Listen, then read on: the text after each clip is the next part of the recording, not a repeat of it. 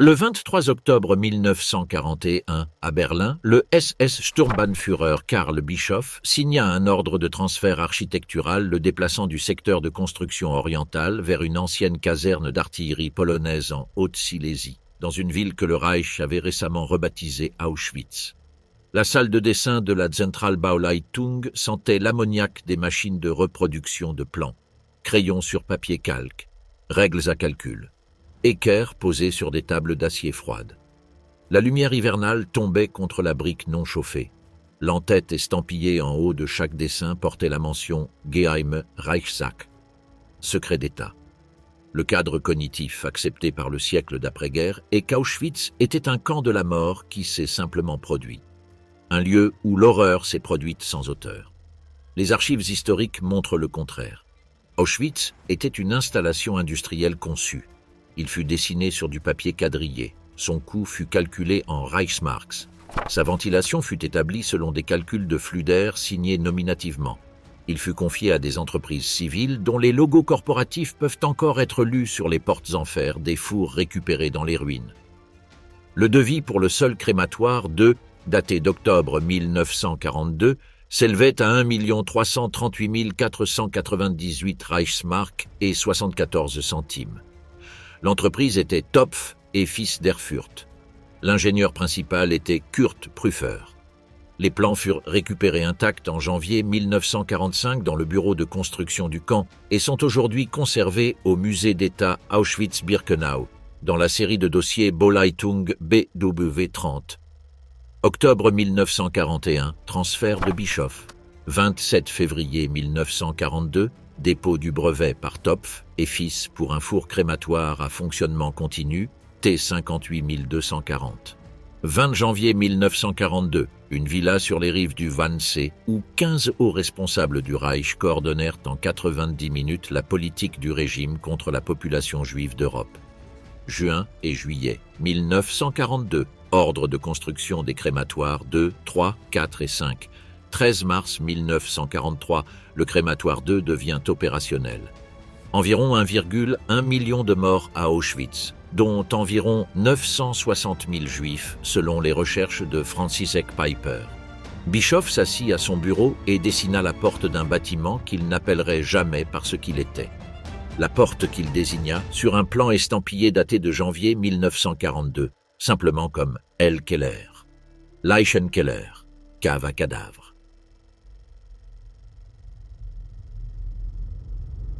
Auschwitz I, les casernes polonaises que les SS transformèrent en laboratoire. Rudolf Höss avait 39 ans. Il était un ancien étudiant en agronomie, un assassin politique condamné de la période de Weimar, un mari, un père de 5 enfants, et l'homme que Heinrich Himmler avait personnellement choisi pour construire un camp sur les marécages entre deux rivières polonaises. L'ordre d'établir le site fut signé le 27 avril 1940. L'emplacement choisi était une ancienne caserne d'artillerie polonaise à Oswiecim, 22 bâtiments de briques déjà debout sur une petite plaine à 50,0272 degrés nord, 19,2058 est. Höss arriva sur le site le 4 mai 1940. Il visita les bâtiments. Il les mesura. Il demanda des architectes civils. Le premier transport de prisonniers arriva le 14 juin 1940. 728 détenus politiques polonais de la prison de Tarnów. Ils sont nommés dans le registre d'arrivée conservé du camp. Ils portaient des vêtements civils le jour où ils franchirent la porte. Le système n'apparut pas de nulle part. Les plans, les contrats de fournisseurs, les mémorandums techniques, les dépôts de brevets, tout cela fut classé, estampillé et conservé. Le camp de la mort du raccourci d'après-guerre était, dans les archives documentaires, un projet d'approvisionnement avec des fournisseurs nommés et des révisions trimestrielles de construction. Le camp grandit durant 1940 et 1941. Les casernes furent compartimentées, de nouveaux blocs furent construits par les prisonniers eux-mêmes.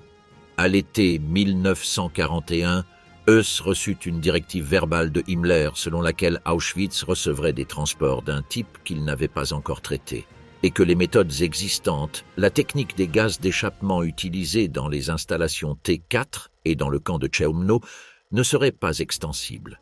Une méthode différente était nécessaire. Le premier test documenté eut lieu le 3 septembre 1941. Le site était le sous-sol du bloc 11. La substance était le Zyklon B, un pesticide à base de cyanure d'hydrogène fabriqué par l'entreprise Degesch, à l'origine un fumigant utilisé pour désinfecter les casernes et les vêtements. Le commandant adjoint, Karl Fritsch, supervisa le test. Les sujets étaient environ 600 prisonniers de guerre soviétiques et environ 250 prisonniers polonais malades. Le test dura plus longtemps que les SS ne l'avaient prévu. Les tableaux de dosage furent corrigés et reclassés. Heuss n'était pas présent. Il apprit le résultat par le rapport de Fritsch. Il consigna ce moment, 6 ans plus tard, au crayon, dans un carnet qui lui fut permis dans sa cellule de la prison de Cracovie. Ce document, NO 4498, devint partie intégrante des preuves de Nuremberg. L'autobiographie fut terminée en février 1947. L'exécution eut lieu à Auschwitz le 16 avril 1947. Le manuscrit au crayon subsiste. La série de plans Bolleitung subsiste. La Commission centrale polonaise pour l'enquête sur les crimes allemands reçut les deux, en commençant son travail au début de 1945. À partir du test du sous-sol, la question pour les SS n'était plus de savoir si une substance existait qui pouvait être étendue à grande échelle. La question était de savoir qui concevrait le bâtiment.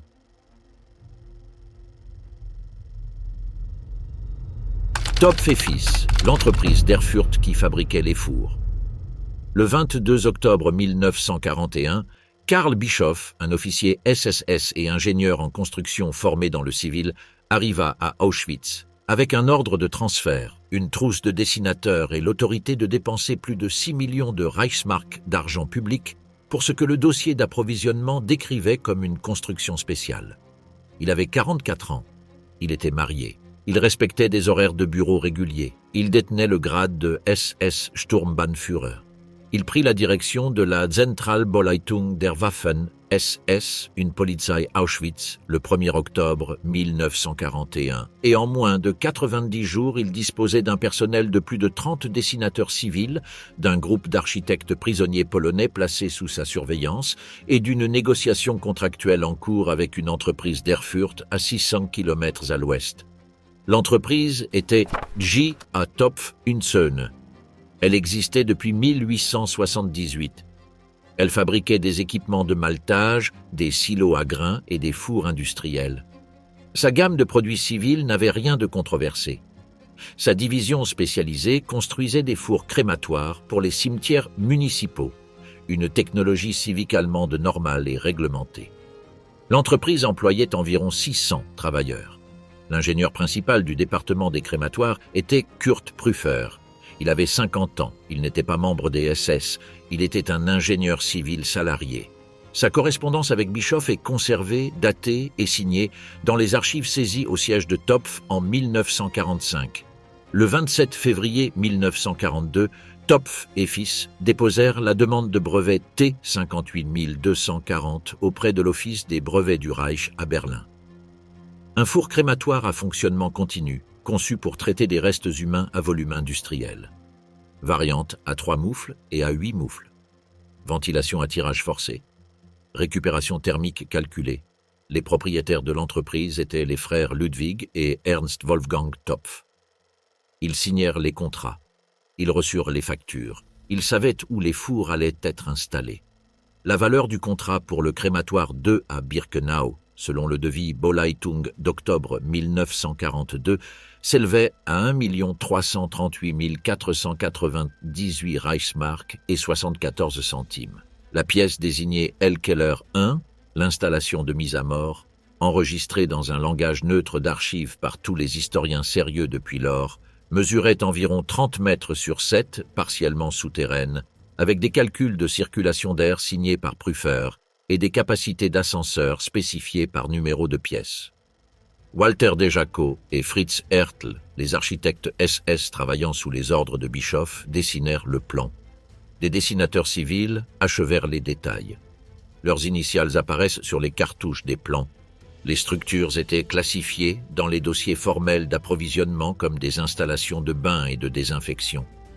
La morgue était une morgue. La ventilation était destinée à l'hygiène.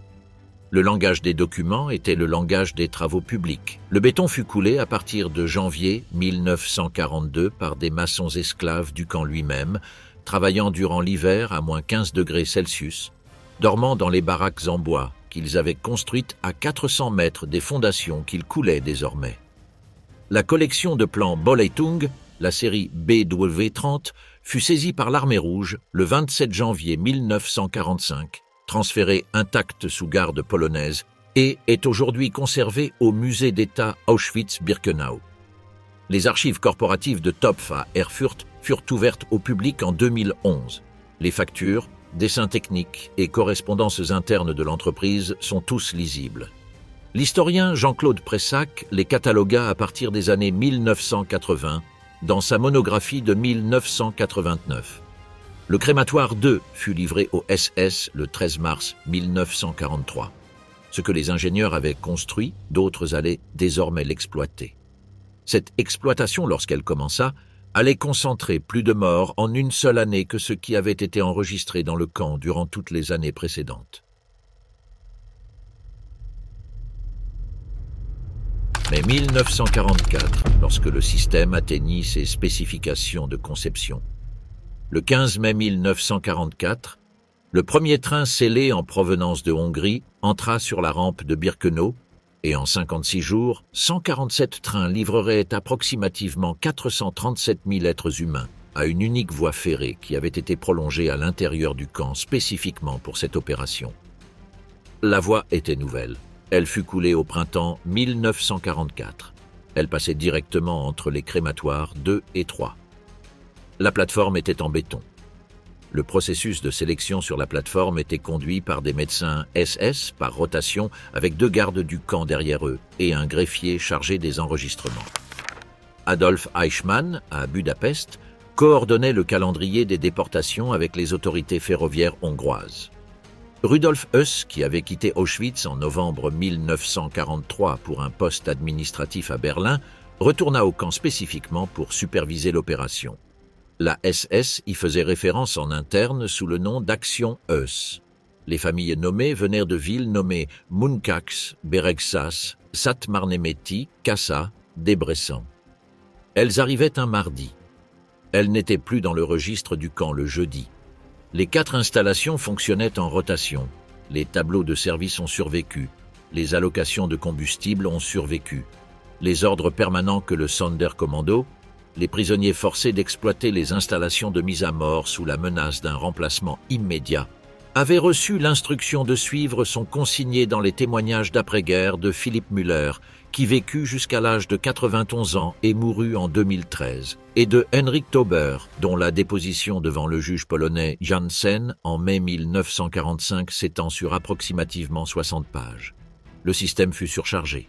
Les fours ne pouvaient pas suivre le rythme de la plateforme. En juin 1944, avec l'autorisation de Bischoff et sur ordre de Höss, des fosses de crémation à ciel ouvert furent creusées derrière le crématoire 5. La fumée était visible depuis le village de Brzezinka. Elle était visible depuis les airs. Les 4 avril, 31 mai, 26 juin et 25 août 1944, des avions de reconnaissance photographique de la 15e Air Force des États-Unis, volant depuis San Severo dans le sud de l'Italie lors de missions visant l'usine de caoutchouc synthétique IG Farben à Monowitz, photographièrent l'ensemble du complexe du camp. Les négatifs furent envoyés à l'unité d'interprétation photographique. Les interprètes en 1944 recherchaient des cibles industrielles. Ils virent les cheminées. Ils ne signalèrent pas ce qu'ils voyaient. Les négatifs furent classés dans les dossiers. Ils furent déclassifiés dans les années 1970. Ils furent réanalysés par les interprètes photographiques de la CIA Dino Brugioni et Robert Poirier et publiés en 1979 sous le titre « The Holocaust Revisited ». Le rapport Verba-Wetzler, rédigé en avril 1944 par 2 prisonniers qui s'étaient échappés de Birkenau le 7 avril, Rudolf Vrba et Alfred Wetzler, parvint au Conseil juif hongrois fin avril, au Vatican à la mi-juin, aux gouvernements alliés par les canaux diplomatiques suisses fin juin, et à la BBC, sous forme de résumé, le 18 juin 1944. Au moment où le rapport Verba-Wetzler arriva sur un bureau à Washington, Les déportations depuis la Hongrie en étaient déjà à leur 5e semaine.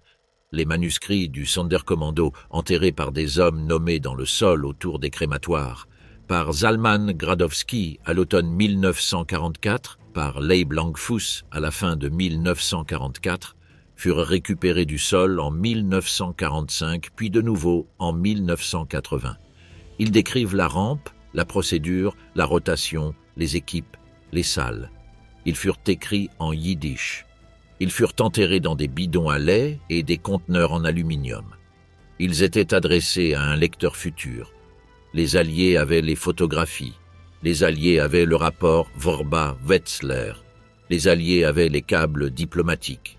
La BBC avait diffusé le résumé. Les missions de bombardement au-dessus de Monowitz, à 4 km des crématoires, se poursuivirent tout l'été. La plateforme continua de recevoir des trains jusqu'au 9 juillet 1944, lorsque le régent hongrois Miklós Horthy, sous pression internationale, interrompit les déportations depuis Budapest. 437 000 êtres humains étaient passés par la rampe en 56 jours. La question qui ouvre sur le chapitre suivant n'est pas de savoir si les preuves existaient.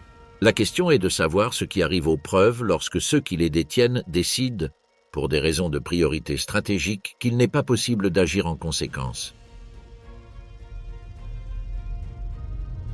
Janvier 1945, l'ordre de détruire les preuves. À l'automne 1944, alors que l'armée rouge avançait à travers la Pologne et que la frontière orientale du Reich s'effondrait, Heinrich Himmler émit un ordre dont la contradiction interne définirait le dossier historique pour les 80 années suivantes: arrêter les massacres et détruire toute trace de leur existence. L'ordre fut donné à la fin novembre 1944. Les mises à mort à Birkenau furent arrêtées le 2 novembre. Le démantèlement commença en quelques jours. Les moteurs de ventilation furent démontés des salles souterraines. Les composants des fours Topf furent retirés. Le toit du crématoire 4 avait déjà été endommagé lors du soulèvement du Sonderkommando du 7 octobre 1944 et le bâtiment fut démoli ce même mois. Les crématoires 2 et 3 furent dynamités le 20 janvier 1945. Le crématoire 5 fut dynamité le 26 janvier 1945, moins de 24 heures avant l'arrivée des troupes soviétiques. Les charges de démolition furent placées par des ingénieurs SS utilisant des explosifs militaires standards. Les structures s'effondrèrent vers l'intérieur. Les salles souterraines demeurèrent partiellement intactes sous les décombres. Les murs portèrent les empreintes des conduits de ventilation. Les canaux de drainage survécurent. Les carreaux du sol survécurent. L'évacuation par marche de la mort commença dans la nuit du 17 janvier 1945. Approximativement 56 000 prisonniers furent conduits hors d'Auschwitz et de ses sous-camps par des températures enregistrées à moins 20 degrés Celsius. Les colonnes se déplacèrent vers l'ouest en direction de Mauthausen, Bergen-Belsen et Gross-Rosen. Approximativement 7 000 prisonniers, trop malades pour marcher, furent laissés dans les infirmeries du camp. Le dernier commandant, Richard Baer, partit le 18 janvier. Les gardes SS restants quittèrent les lieux au cours des 5 jours suivants. Les premières patrouilles de reconnaissance soviétiques de la 70e armée du premier front ukrainien, sous le commandement du maréchal Ivan Koniev, atteignirent le périmètre d'Auschwitz dans l'après-midi du 27 janvier 1945. Le premier officier à entrer dans le camp principal fut le lieutenant-colonel Anatoly Shapiro du 1085e régiment de fusiliers. Il était le fils d'une famille juive de Constantinograd. Il avait 41 ans. Le médecin du camp Otto Wolken, un prisonnier autrichien qui avait survécu depuis 1943, fut parmi les premiers à avancer pour rencontrer la patrouille. Son témoignage devant la commission soviétique constitua un élément fondamental de la documentation initiale. Ce que les équipes de démolition ne détruisirent pas remplit des trains pendant des semaines. Les entrepôts Canada contenaient les biens personnels des morts, des lunettes par dizaines de milliers, des membres artificiels, des valises marquées de noms et d'adresses domiciliaires, 348 kg de cheveux humains, pesés et inventoriés par la commission soviétique. Les dossiers du bureau de construction, derrière une seule porte verrouillée, étaient intacts. Les armoires, à plan, étaient intactes. Les registres des prisonniers, les rapports quotidiens d'effectifs, les dossiers médicaux, les inventaires, tout cela, classé par année, signé à la main, tamponné de l'entête Bauleitung. La commission extraordinaire d'État soviétique documenta le site à partir de février 1945. Son rapport R.G. Fink à fond 7020 et 1 fut déposé en mai. Le caméraman Alexander Vorontsov filma le camp à partir du 27 janvier. Les images filmées montrent les survivants près des barbelés. Elles montrent les entrepôts, elles montrent les crématoires détruits. La suppression qui suivit n'était pas une conspiration, c'était une conséquence structurelle. La guerre froide divisa les archives. Erfurt tomba dans la zone soviétique, puis en Allemagne de l'Est, et l'entreprise Topf fut nationalisée en 1946. Ernst Wolfgang Topf, à l'Ouest, échappa aux poursuites. Les procédures de dénazification furent abandonnées en 1955. Kurt Prüfer fut arrêté par les forces soviétiques en mars 1946, condamné à 25 ans, et mourut dans un camp de prisonniers soviétiques en 1952. Les plans restèrent dans les archives polonaises derrière une barrière linguistique et un rideau politique. La recherche spécialisée progressa, en polonais, en allemand, en hébreu, dans des revues lues peut-être par 2000 personnes, tandis que la mémoire populaire se consolidait autour d'une seule phrase. 6 millions. Les photographes médico-légaux entrèrent dans le bureau de construction à la fin janvier 1945 et trouvèrent les dessins. Tamponnés, signés, classés par année. Ils ne savaient pas encore ce que ces dessins deviendraient. Les plans qui survécurent pour accuser les ingénieurs.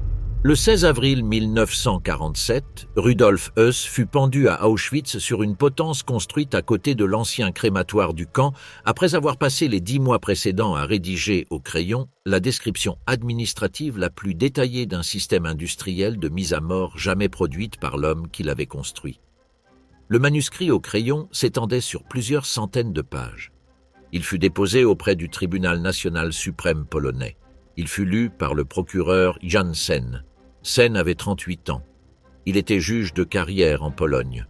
Il avait passé les années 1945 et 1946 à parcourir le camp, photographier les ruines, interroger les survivants, croiser les registres des prisonniers avec les dossiers de construction et assembler ce qui deviendrait le dossier médico-légal le plus complet sur le fonctionnement du camp dans n'importe quelle langue.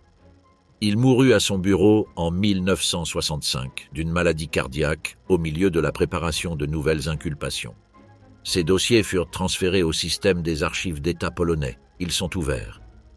La première grande reconstitution médico-légale occidentale eut lieu dans les années 1980.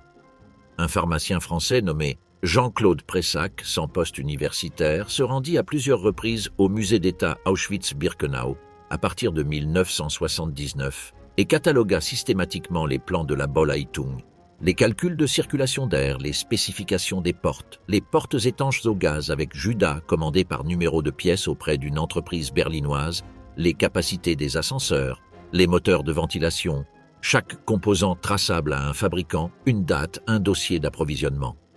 Sa monographie, Auschwitz, Technique and Operation of the Gas Chambers, parut en 1989 en anglais, avec les dessins architecturaux reproduits intégralement. Robert Jan van Pelt, historien néerlandais de l'architecture, prolongea ce travail et en janvier 2000, il remit un rapport d'expert de 500 pages à la Haute Cour de justice de Londres dans le procès en diffamation Irving contre Lipstadt. Le jugement fut rendu le 11 avril 2000 par le juge Charles Gray. Il cita spécifiquement et longuement les preuves architecturales. František Pijper, travaillant au musée d'État Auschwitz-Birkenau à partir des années 1970, établit par un réexamen des registres de déportation, des journaux d'expédition ferroviaire, des dossiers de transport hongrois, des registres de prisonniers et des témoignages d'après-guerre que le nombre de morts dans le camp était approximativement de 1,1 million, dont environ 960 000 juifs, approximativement 70 000 Polonais, approximativement 21 000 Roms, approximativement 15 000 prisonniers de guerre soviétiques et approximativement 10 000 à 15 000 personnes d'autres nationalités. Ces conclusions furent publiées en 1991 et affinées durant les années 1990. Le Bundesarchiv à Ludwigsburg, le bureau central pour l'enquête sur les crimes nationaux socialistes fondé en 1958, détient les dossiers procéduraux de plus de 18 000 enquêtes individuelles, y compris celles des ingénieurs et administrateurs de la Bauleitung.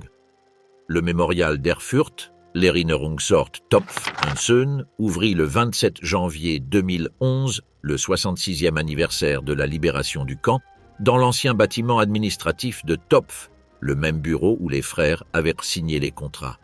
L'exposition comprend les plans originaux, les documents de brevet et la correspondance de l'entreprise. Les preuves n'ont jamais été perdues. Elles n'ont jamais été détruites. Elles n'ont jamais été sérieusement contestées devant aucune juridiction officielle.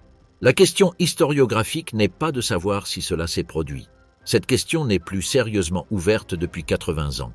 La question historiographique est de savoir si la réalité granulaire, conçue, dessinée, contractualisée, facturée, a été remplacée dans la mémoire populaire par un résumé plus doux, simplement raconté à nouveau, condensé, et parfois laissé dériver vers le bord du cadre.